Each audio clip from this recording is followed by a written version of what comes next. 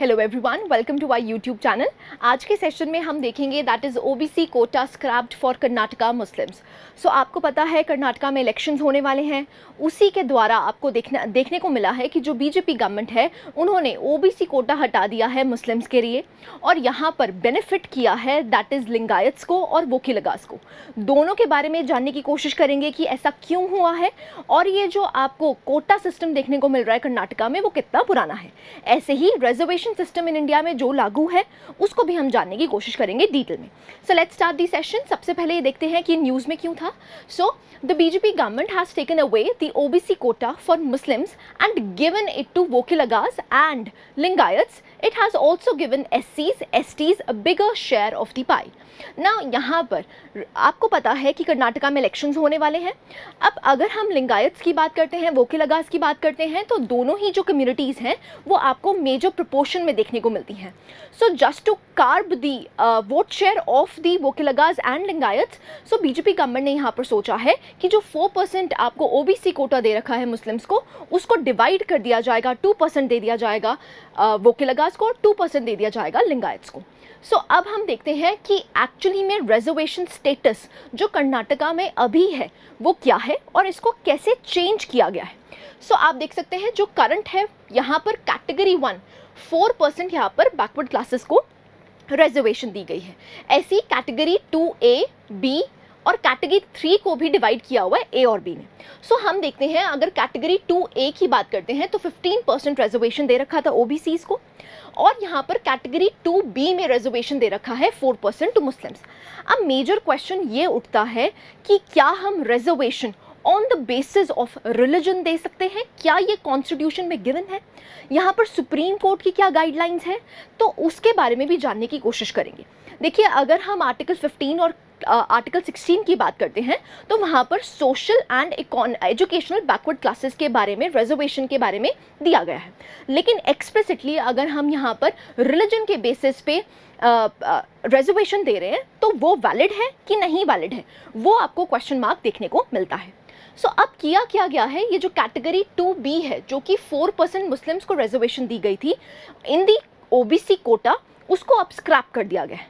तो आप देख सकते हैं अब कैटेगरी 2B में जो मुस्लिम्स के पास कोटा था वो एक्चुअली में डिवाइड कर दिया गया है वोकिलगास में और लिंगायत्स में। सो आप यहाँ पर देख सकते हैं पहले आपको वोकिलगास और बलीजा एक्सेट्रा में आपको 4% देखने को मिल रहा था, यहाँ पर 2% ऐड कर दिया गया है, दैट इज 6%। ऐसे ही अगर हम कैटेगरी 3B की बात करते हैं जो कि लिंगायत्स को दे रखा था, दैट वाज 5%, अब इसको एक्चुअली में क्या कर दिया है, 7%। अब ये कहा गया है कि ये जो 4% मुस्लिम्स का कोटा था ये एक्चुअली में कहाँ पर ऐड कर दिया गया है, दैट इज ईडब्ल्यूएस कोटा में। सो आप यहाँ पर देख सकते हैं पहले यहाँ पर ईडब्ल्यूएस कैटेगरी में जो रिजर्वेशन थी that was 10%। On the other hand अब इन्होंने क्या किया है, ईडब्ल्यूएस और मुस्लिम्स को यहाँ पर रिजर्वेशन देती है 10%। सो यहाँ पर ईडब्ल्यूएस कोटा में मुस्लिम्स को रिजर्वेशन दे दी गई है, मतलब अब उन मुस्लिम्स को ही रिजर्वेशन मिलेंगी जो इकोनॉमिकली बैकवर्ड हैं, जो ईडब्ल्यूएस कैटेगरी में लाई करते हैं उन्हीं को यहाँ पर रिजर्वेशन मिलेगी।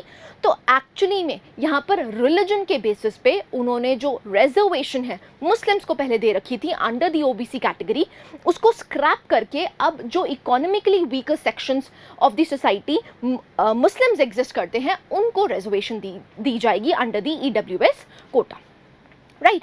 सो अब हम देखेंगे अगर हम यहाँ पर बात करते हैं तो टोटल अभी भी 66% है यहाँ पर रिजर्वेशन, यहाँ पर भी 66% है।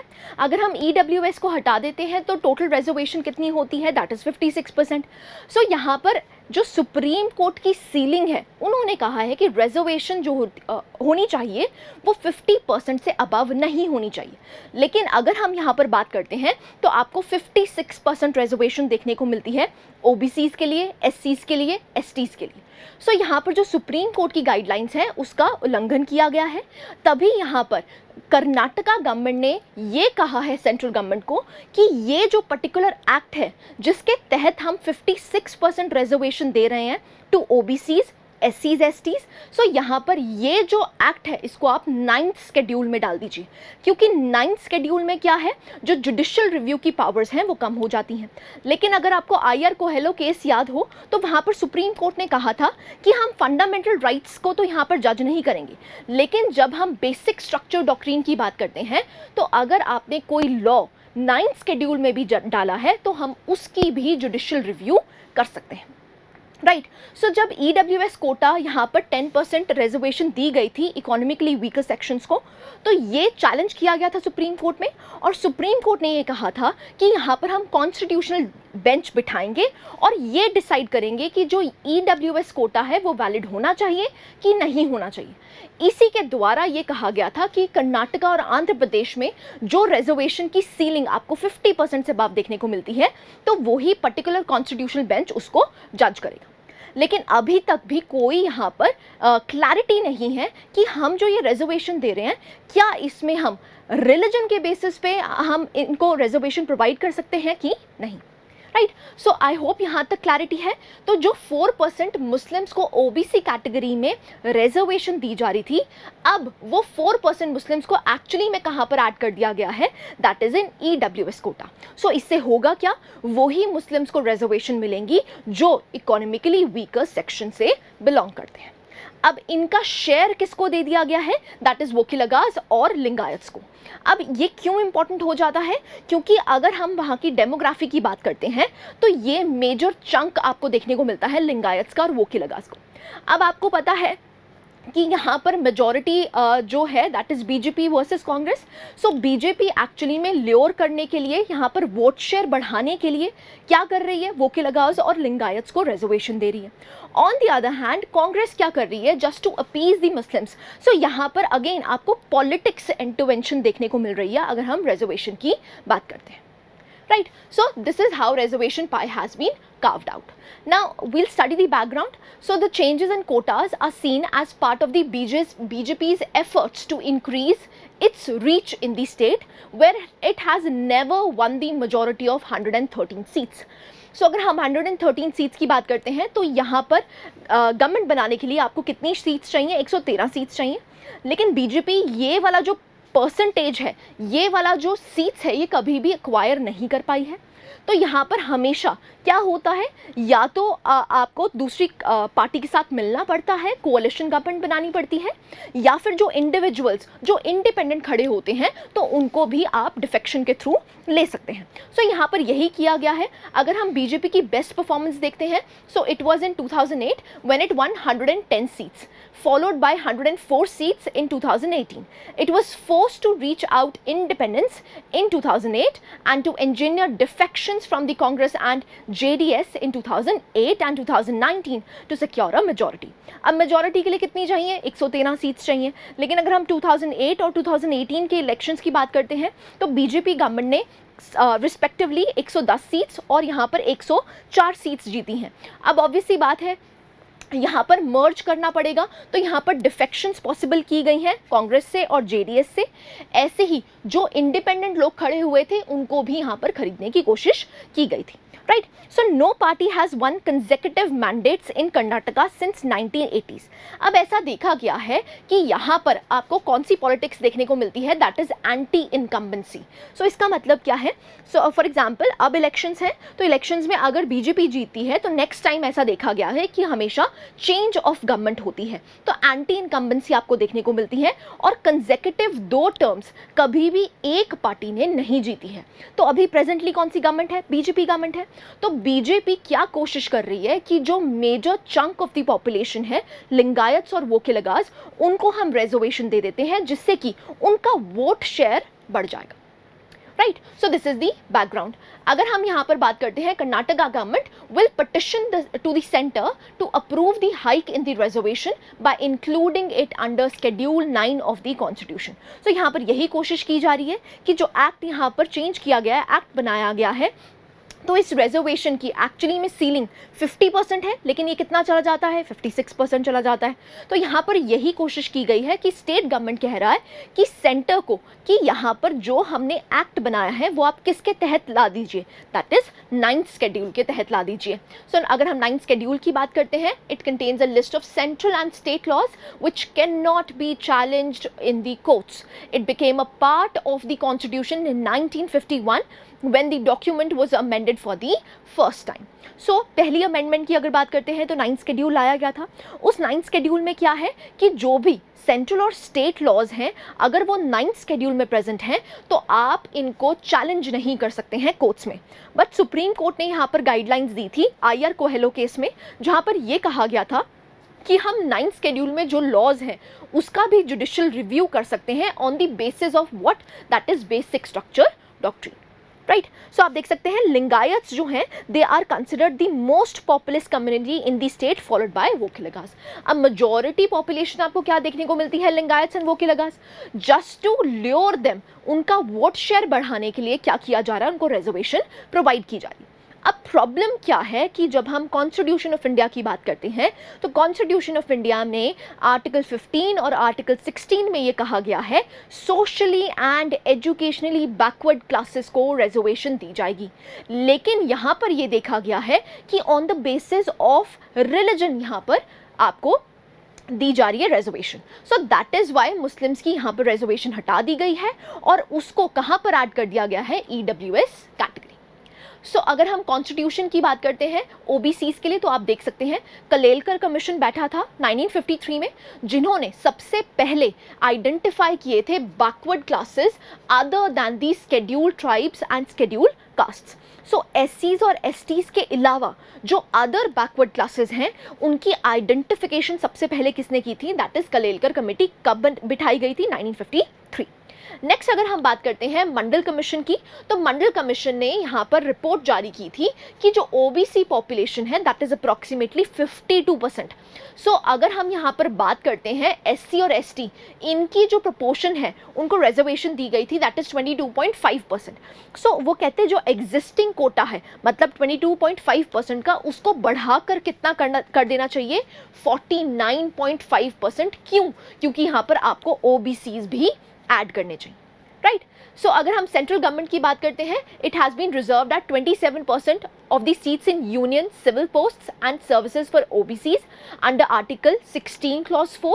ऐसे ही अगर हम यहाँ पर बैकवर्ड क्लासेस की बात करते हैं तो जो आपका आर्टिकल 15 clause 4 है और 16 clause 4 है, it empowers the state to make special provisions for any socially and educationally backward classes of the citizens। Now it is explicitly written there that it should be socially and educationally backward classes। So religious denomination की कोई बात नहीं कर रखी है। That is Y यहाँ पर constitutional bench बिठाने की बात की गई है कि ये जो reservations on the basis of religion दी जा रही है क्या वो करेक्ट है या इनकरेक्ट है, राइट। सो आप देख सकते हैं 2008 में the supreme court directed the central government to exclude the creamy layer. So जो क्रीमी लेयर कॉन्सेप्ट है वो आपको कहाँ पर देखने को मिलता है, ओबीसीज में, एससी और एसटी में नहीं देखने को मिलता है।